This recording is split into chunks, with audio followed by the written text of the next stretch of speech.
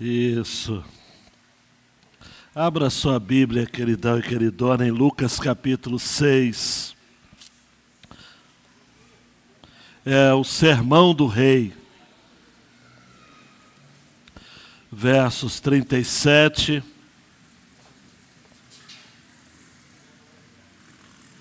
a 42.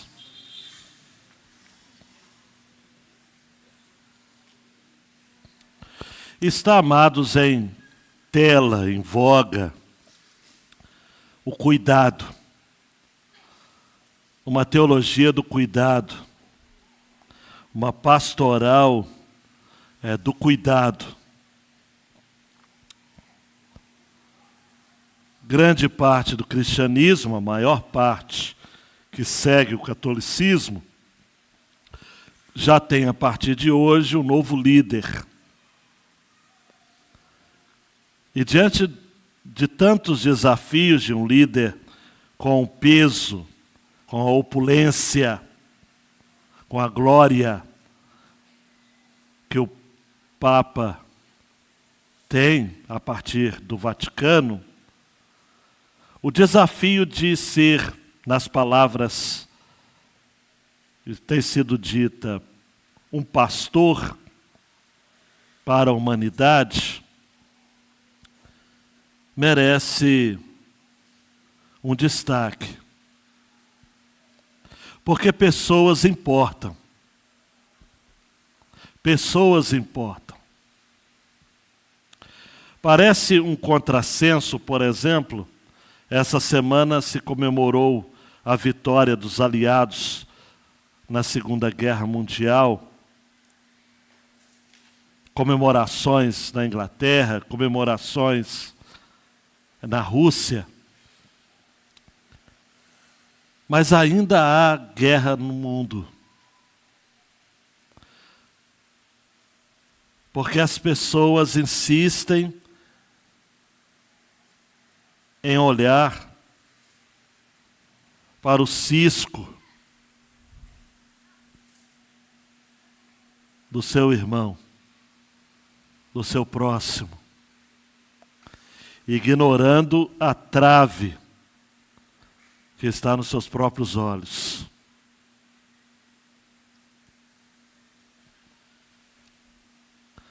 Eu li um testemunho de um pastor que estava expondo esse texto, Regina, e ele começou a exposição falando assim: quando era dia de prova, ele disse que tremia na base quando, não sei quantos aqui tinham também essa experiência das provas, os professores distribuem, e elas sempre são colocadas ao verso, né?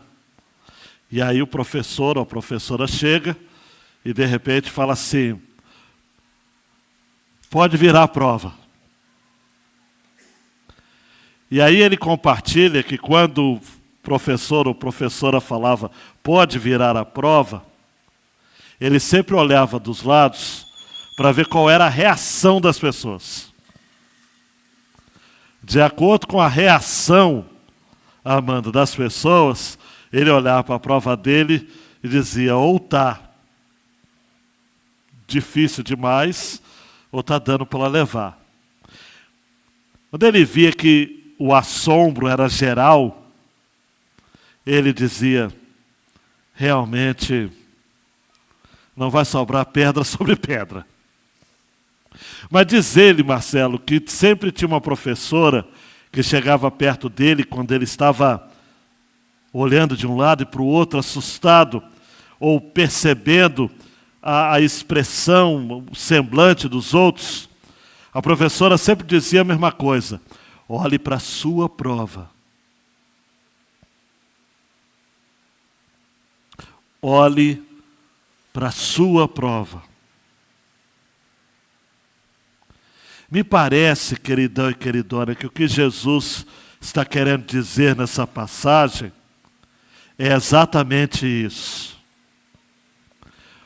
Olhe para a sua prova. Olhe para o seu desafio. Olhe para o seu coração. Leia o texto com esse contexto que eu trouxe para você. Não julguem e vocês não serão julgados. Não condenem e vocês não serão condenados. Perdoem e serão perdoados. Deem e lhes será dado boa medida, prensada, sacudida e transbordante, será dada a vocês. Porque com a medida que tiverem medido, vocês serão medidos também. Jesus lhes contou também uma parábola. Será que um cego pode guiar outro cego? Não é fato que ambos cairão num buraco? O discípulo não está acima do seu mestre. Todo aquele, porém, que for bem instruído, será como seu mestre. Por que você vê o cisco no olho do seu irmão, mas não repara na trave que está no seu próprio olho? Como você poderá dizer a seu irmão: deixe, irmão, que eu tire o cisco que está no seu olho, se você não repara na trave que está no seu próprio olho? Hipócrita! Tira primeiro a trave do seu olho, e então você verá claramente para tirar o cisco que está no olho do seu irmão. Queridão, queridona, a gente precisa entender que Jesus está compartilhando esse sermão, o sermão do rei, que tem como centro o versículo 36. Sejam misericordiosos, como também é misericordioso o Pai de vocês. A versão de Lucas deste sermão difere em alguns aspectos do sermão na versão de Mateus capítulos 5 a 7.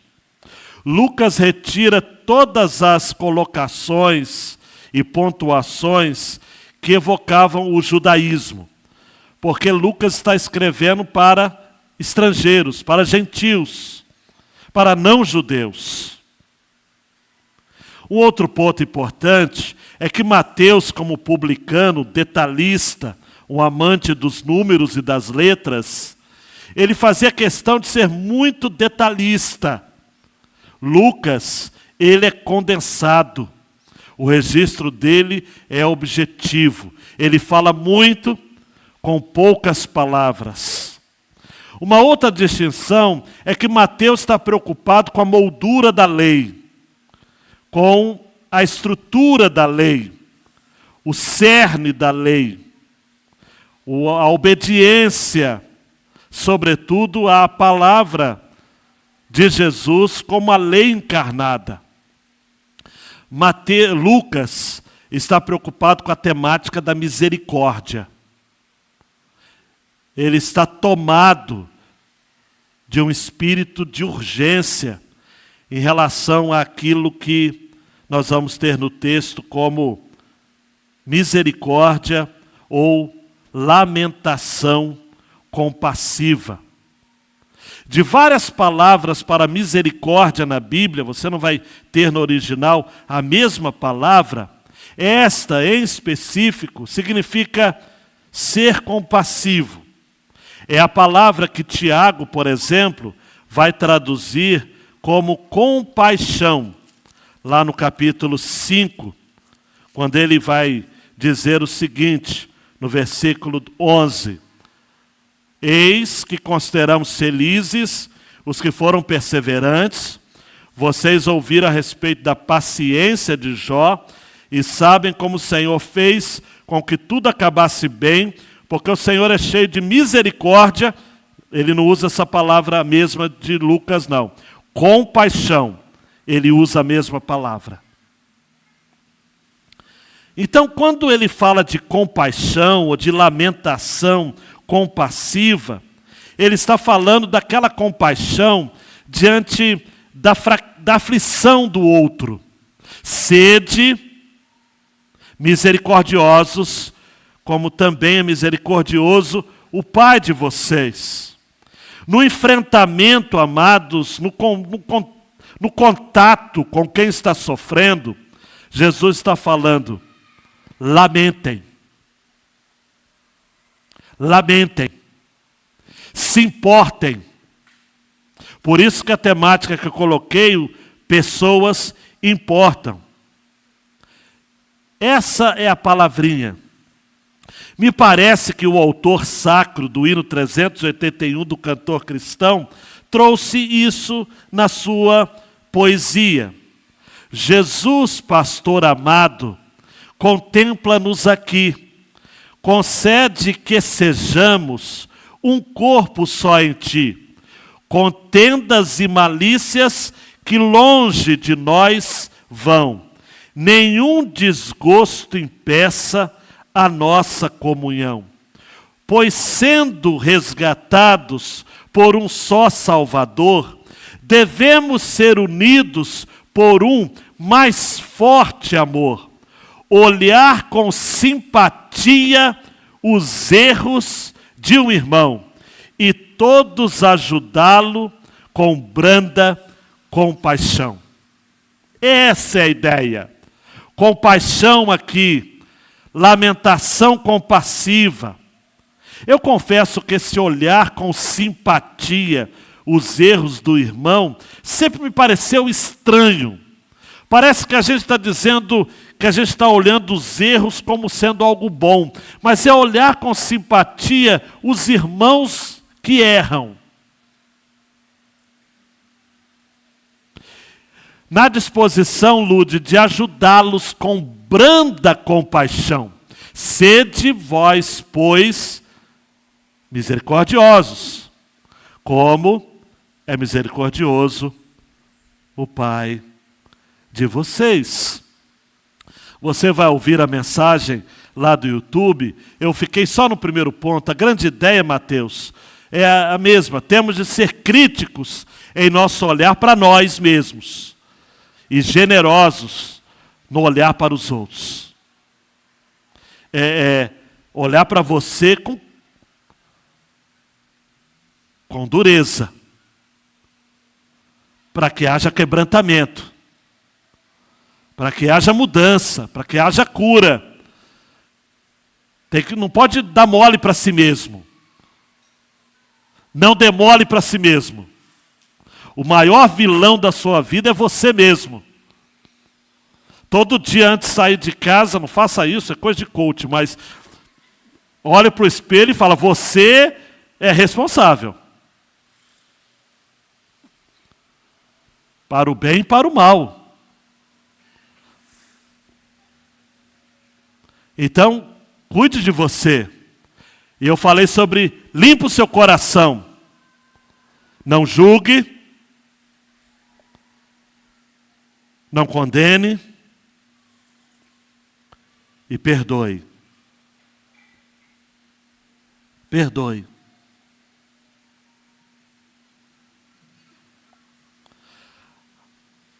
O Eugene Peterson, na versão A Mensagem, vai traduzir assim os versículos 37 e 38. Não bombardeiem de críticas as pessoas quando elas cometem um erro, a menos que queiram receber o mesmo tratamento. Não pisem nos que estão por baixo, a situação pode se inverter.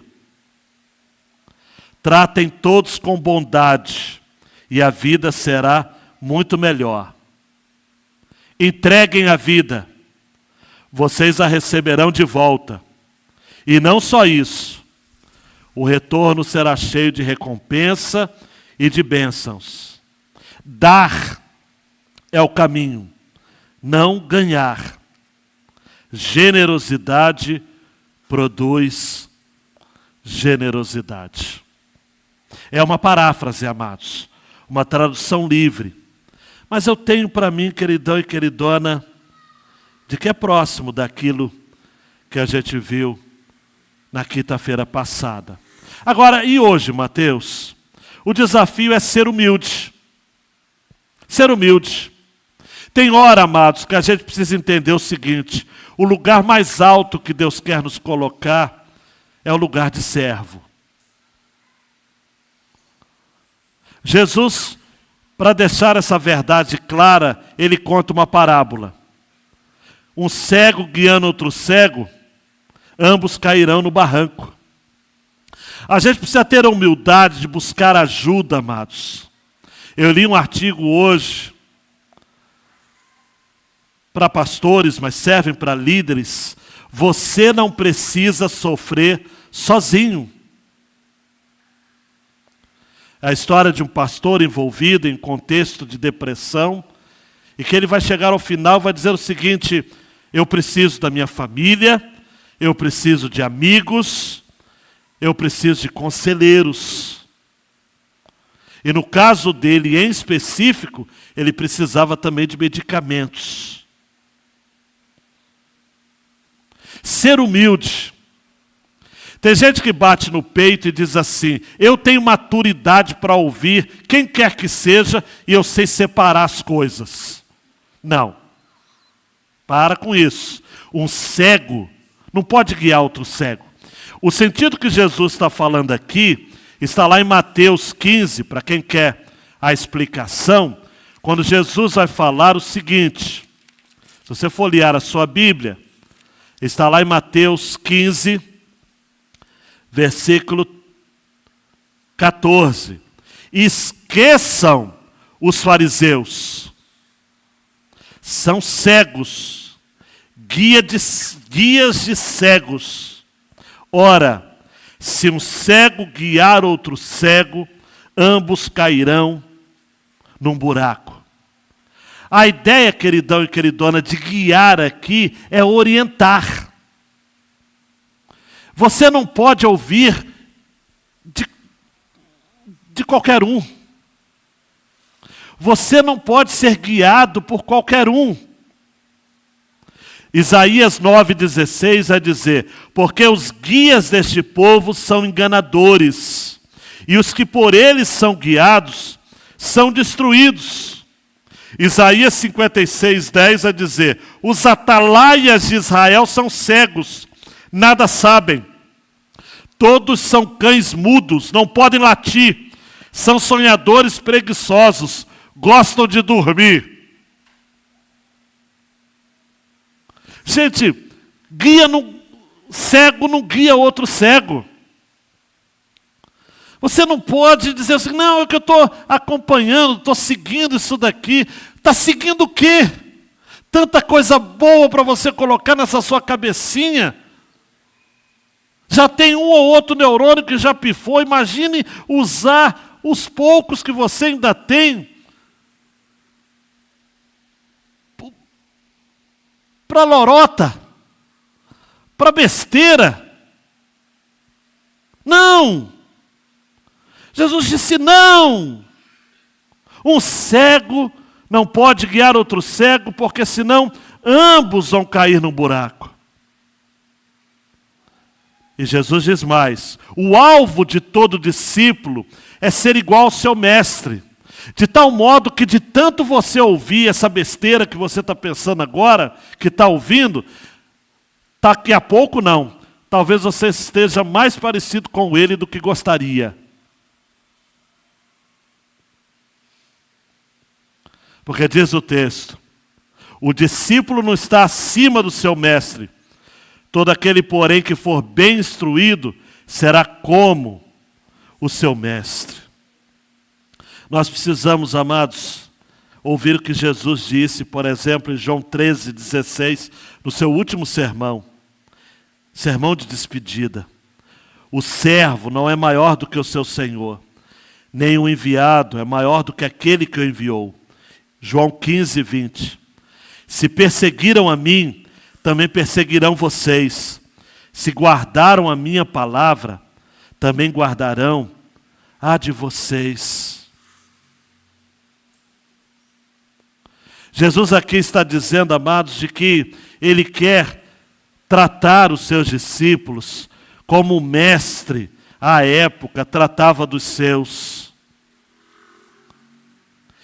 E para a gente sentar aos pés de um mestre, nós precisamos ter humildade.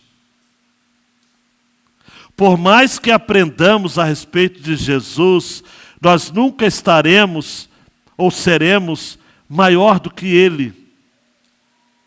Lucas 6,40 diz assim: o discípulo não está acima do seu mestre.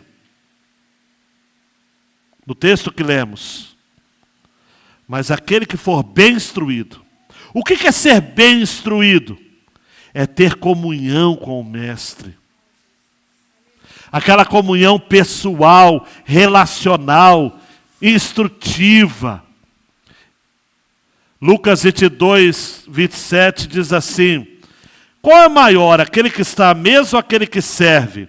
Não é verdade que aquele que está à mesa, pois no meio de vocês eu sou como quem serve. Então nós precisamos manter o desejo, amados, aguçado no coração, de aprendermos com humildade e discernimento acerca do nosso mestre, de Jesus, deixando de perder tempo com guias cegos.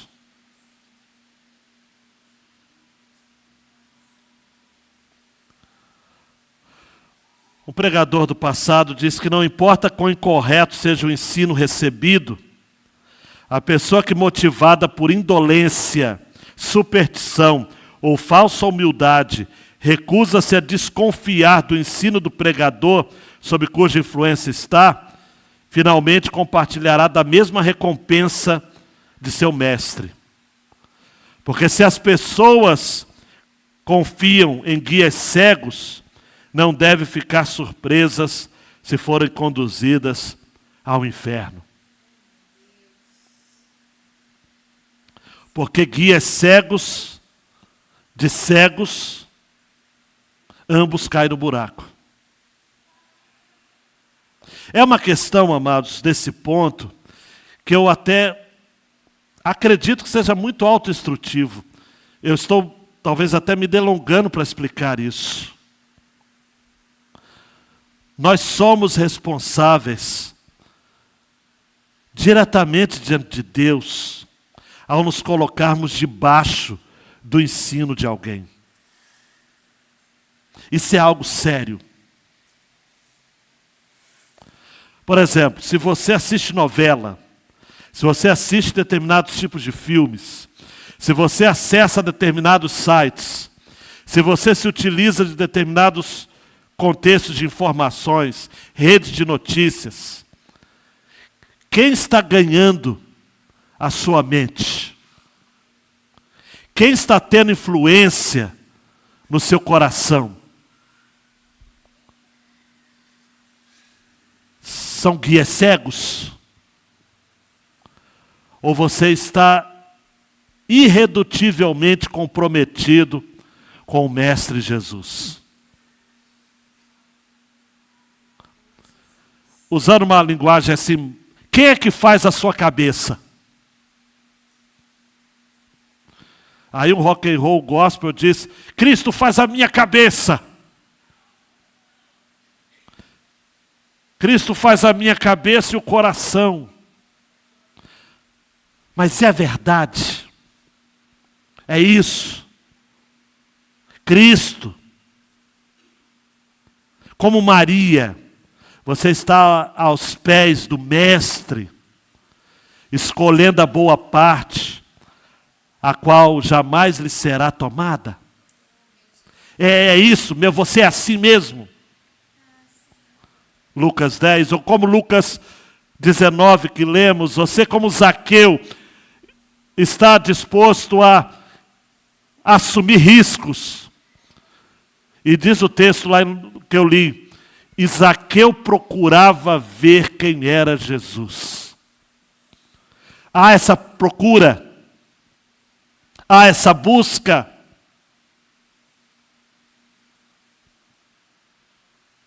Por fim, ordene as suas prioridades.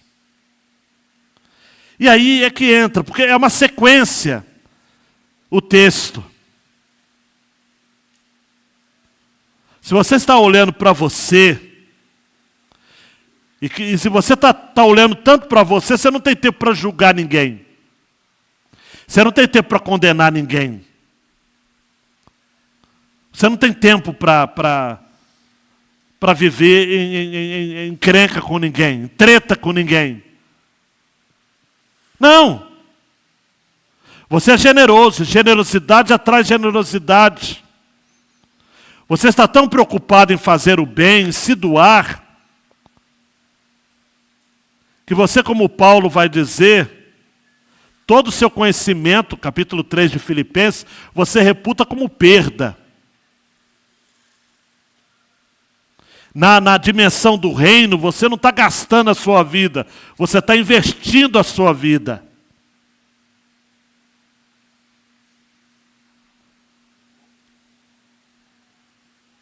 Se isso é verdade, e na relação, no tete a tete, no contato,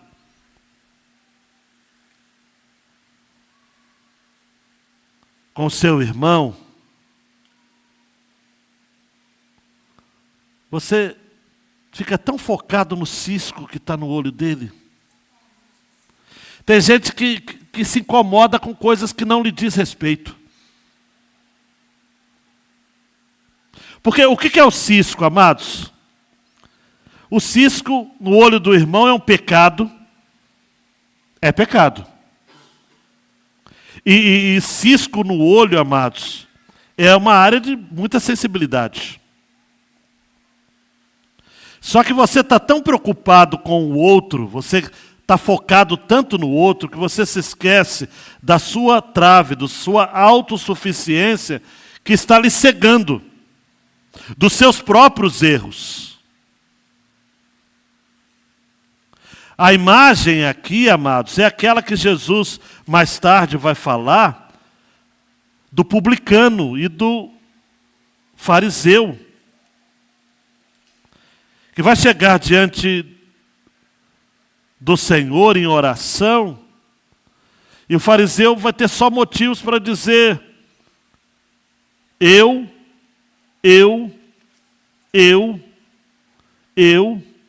obrigado, está lá no capítulo 18, a partir do versículo 9.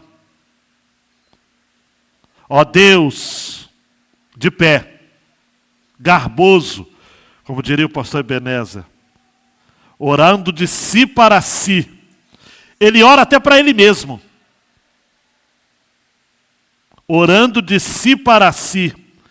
Ó Deus, mudando de voz, digo eu, graças te dou, porque eu não sou como os demais homens, roubadores, injustos, adúlteros.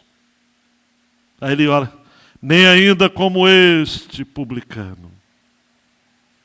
Jejuo 2 vezes por semana, dou o dízimo de tudo que eu ganho.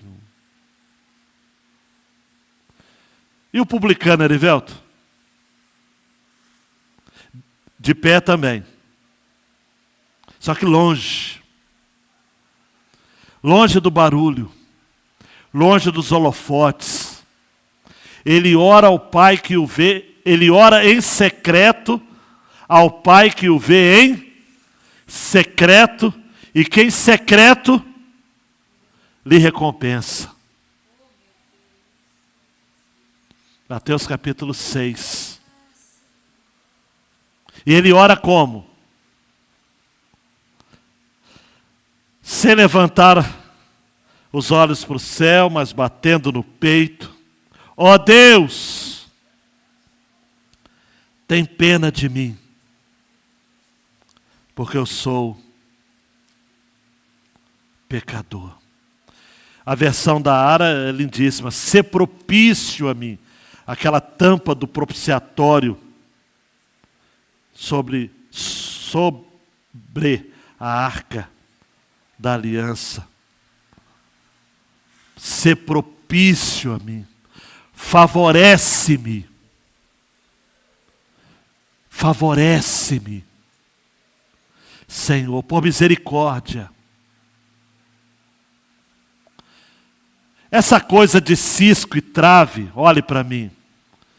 Tem algumas lições que eu quero rapidamente pontuar aqui. Por exemplo, a gente se incomoda, ou a gente se incomoda no outro, aquilo que vemos, e não gostamos em nós mesmos. Só que fica mais fácil para a gente, para a nossa carnalidade, apontar para o outro, ao invés de reconhecer que a gente é pior.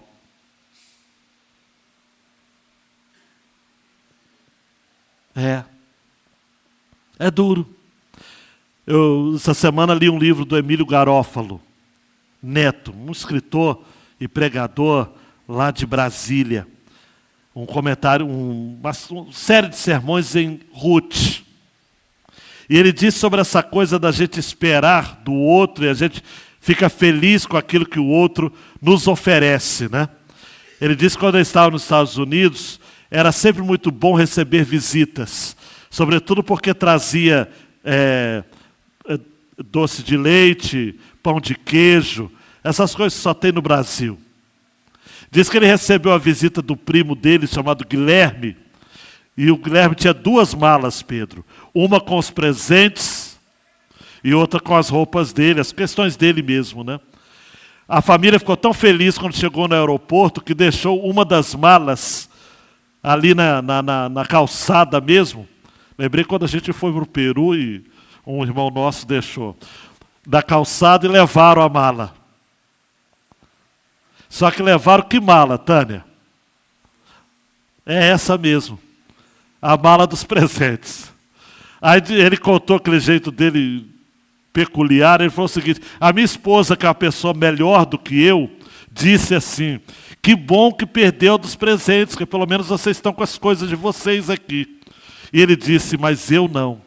No meu interior eu falei: por que eu não ganhei os meus presentes? A mala errada ficou. Nós somos assim. Nós criticamos os outros por fraquezas que vemos neles, por nossas próprias fraquezas que vemos neles.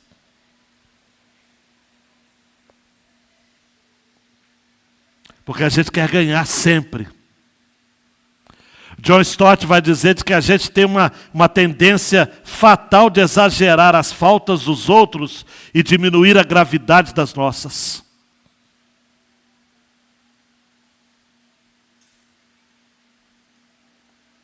Nós somos assim. Temos dificuldade de sermos objetivos e imparciais quando nos comparamos com os outros. Julgamos-nos melhores. Julgamos-nos melhores. Não, você não é tão diferente do fariseu. Obrigado, Senhor, porque eu não sou como este. Nós colocamos na nossa cabeça, Tiago, que o nosso currículo vai fazer alguma diferença diante de Deus. Eu já ouvi gente falando o seguinte: Senhor, eu tenho trabalhado na tua casa. Por quê? O que isso tem a ver? Você tem trabalhado para quem? É para Deus? Ou é para ganhar alguma coisa? Deus! Tanta gente por aí que é mal e que morre. Gente que está vivo. E uma pessoa que é boa morre. Ué, mas você é o Senhor da vida e da morte?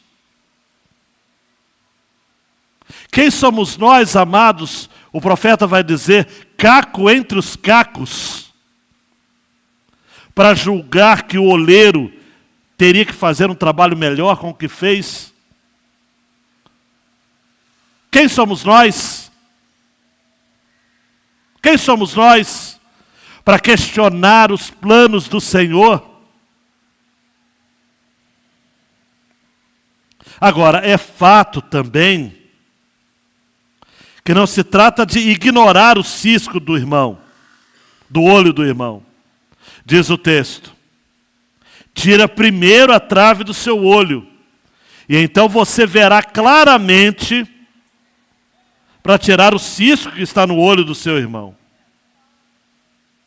Isso significa que não é errado você, depois de retirar a sua trave, depois de olhar para você, depois de fazer a sua prova, depois de olhar para você com este olhar de misericórdia, de quebrantamento, você se importar com o outro.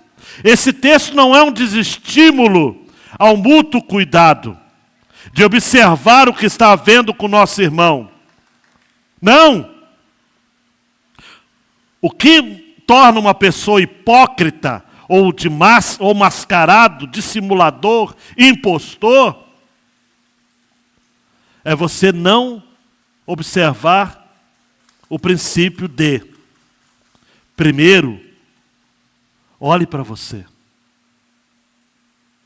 O que a gente ouve na ceia do Senhor? Examine-se, pois, o homem a si mesmo. O que Paulo falou a Timóteo? Tende cuidado de ti mesmo e do teu ensino. O que Paulo falou aos pastores em Éfeso, em Atos 20? Cuidem de vocês mesmos e do rebanho, no qual o Senhor vos constituiu como bispos para apacentardes a igreja de Deus que Ele adquiriu com o preço do seu próprio sangue. O princípio é esse. Quando, pela graça de Deus, amados, a viga do nosso olho, porque aqui trave é viga, e cisco é um arbusto pequeno. Quando a graça soberana de Deus remover a viga, nós vamos ver com suficiente clareza para poder fazer aquilo que Paulo vai dizer aos Gálatas: restaurar tal pessoa com o espírito de mansidão, cuidando para que também nós não sejamos tentados. Gálatas 6, 1.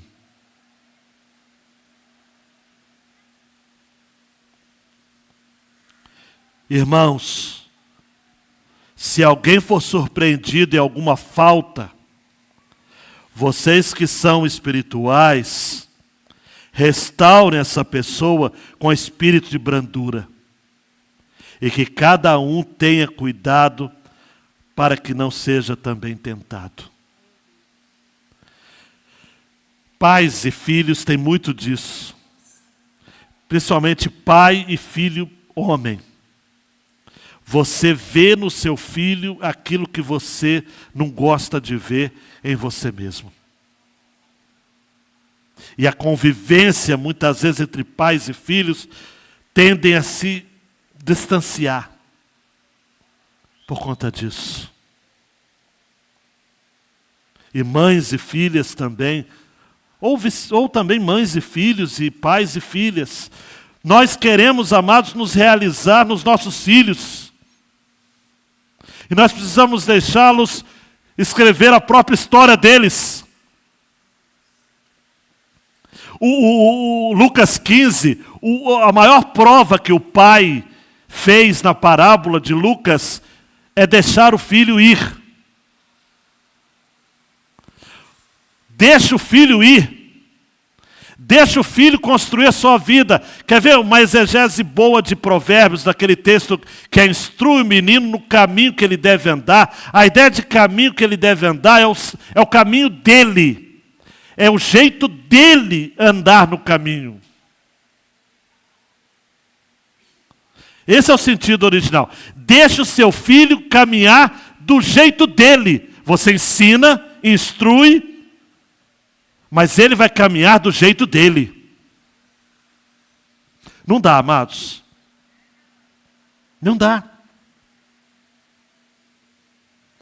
Para de julgar seus filhos. A letra A, antecipa só para eu reforçar isso daqui, Mateus.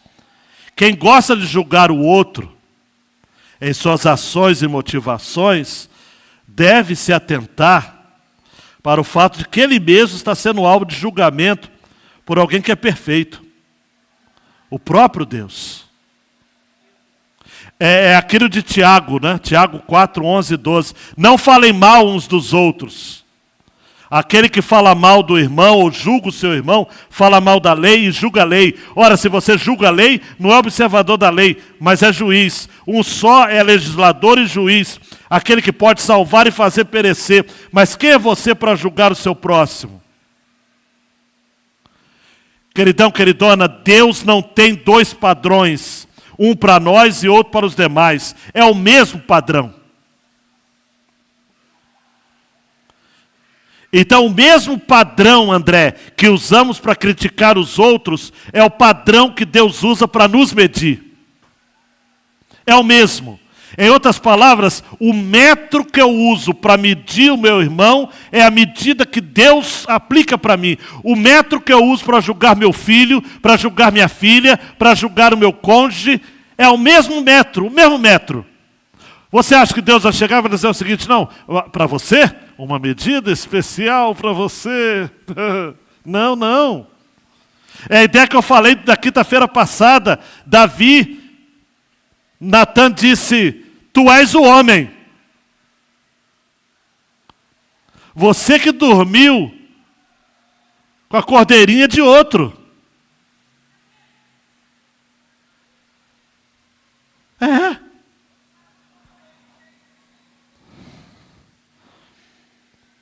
Não dá, amados.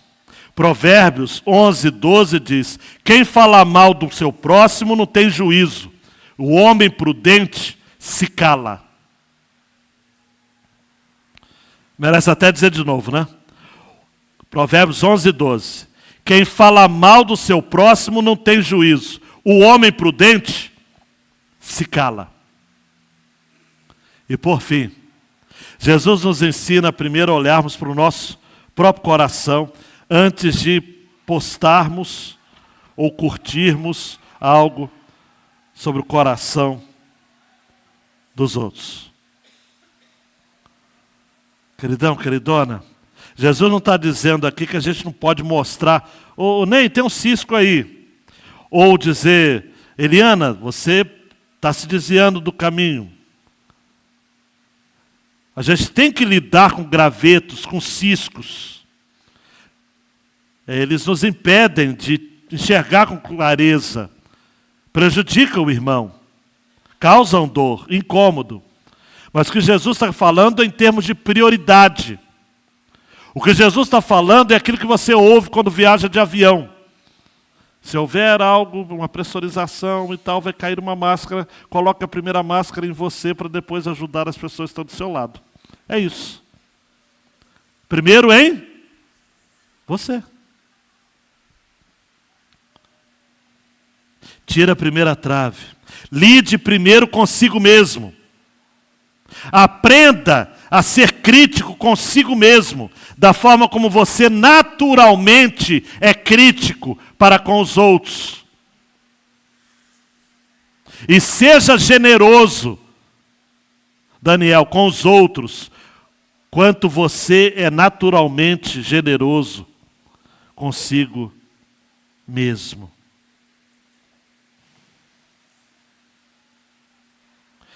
É estender as mãos, gente, e fazer a oração do Salmo 139, 23 e 24.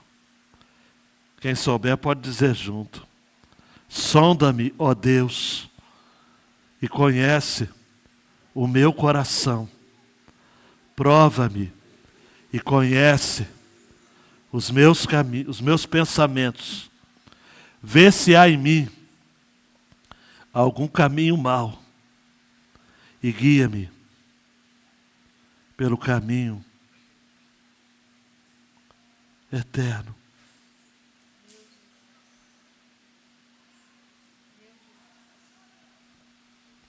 Em Mateus 6, 14, 15, Jesus disse, porque se perdoarem aos outros as ofensas deles, também o Pai de vocês que está nos céus perdoará vocês.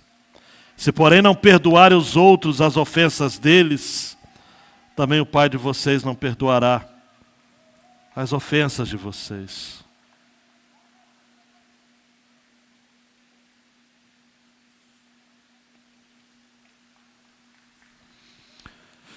Rapidamente eu quero terminar a última tela, lembrando a vocês algumas coisas de um campeão, frágil também, pecador como todos nós. Mas alguém que deixou um legado. Em 1984, quando Martin Luther King morreu, alguém disse nos Estados Unidos: se nós tivéssemos começado o nosso próprio país, ele teria sido o nosso George Washington, o nosso fundador. Mas o que a gente não sabe é que nos seus 84 anos de vida, King suportou sofrimento e ódios enormes. Durante a infância, ele testemunhou linchamentos promovidos por racistas. A primeira vez que ele tentou tirar o título de eleitor para votar na cidade de Atlanta, ele descobriu que o cartório ficava no segundo andar da prefeitura, mas o acesso às escadas estava fechado, porque o elevador só para negros estava parado. E o único em funcionamento dizia: exclusivo para brancos. Esse Martin Luther King, o pai, é lembrado pelos feitos do seu filho mais velho, Martin Luther King Jr., que foi assassinado em 1968. Um ano depois, o segundo filho de King morreu afogado numa piscina.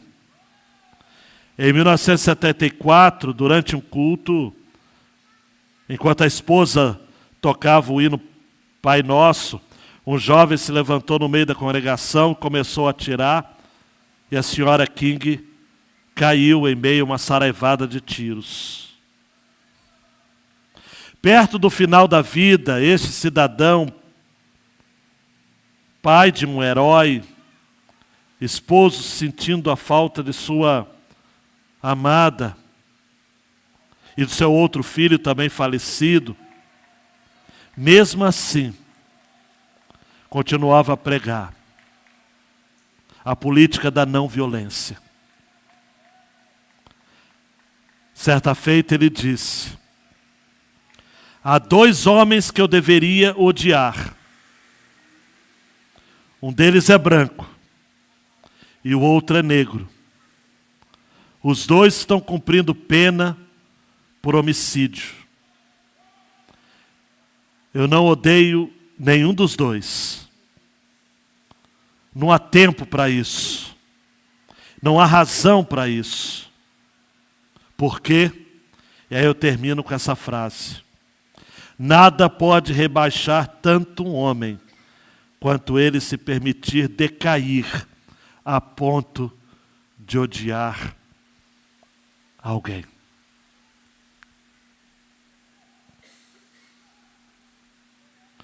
Não existe ponto mais baixo que alguém pode chegar, a não ser ao ponto de odiar alguém. Sejam misericordiosos, como também é misericordioso o Pai de vocês. Abaixe sua cabeça, queridão e queridona.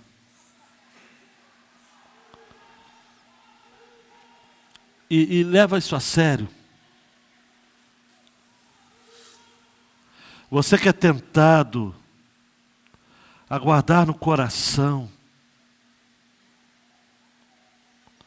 um sentimento vil, maldoso, de ódio a quem quer que seja.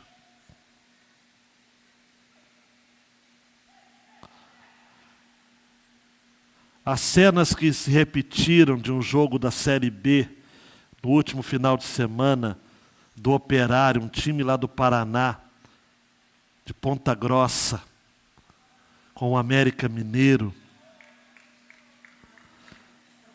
daquele jogador do América que teria feito algum insulto racial ao Alano, jogador do Operário. Sabe daquela cena, o que mais me tocou? Foi um companheiro do Alano, que tirou aquele atleta da confusão. E quem prestar atenção em leitura labial, depois, se você quiser, confira a imagem. Ele está falando: fica calmo, respira fundo. Fica calmo, respira fundo. Fica calmo, respira fundo. Deus manda dizer para você nessa noite: seja misericordioso, fica calmo, respira fundo. Tira a trave do seu olho, antes de tirar o cisco do olho do seu irmão. Fica calmo, respira fundo. Se aproxime de mestres semelhantes a Jesus, para você se tornar igual a Ele, cada vez mais, se afastando de guias cegos. Fica calmo, respira fundo. Não julgue, não condene, perdoe. Fique calmo, respira fundo. Deus, Tua palavra nesta noite trouxe ao nosso coração o desafio de olharmos primeiro para a nossa prova. A gente está virando a prova. E a gente está dizendo: essa é a nossa prova. Esse é o nosso combate. Essa é a nossa carreira. E queremos guardar a nossa fé. Nos ajuda, Deus. Não queremos, de maneira alguma, fugir do confronto. Só que nós não queremos nos rebaixarmos ao ponto do ódio. Não. O Senhor não nos criou para guardarmos ódio e ressentimento no coração em relação a ninguém. A ninguém. É isso que Jesus nos ensina. Faça com que saiamos daqui com a alma lavada e o coração mais leve. No nome de Jesus. Amém. Continue em oração, queridão e queridona.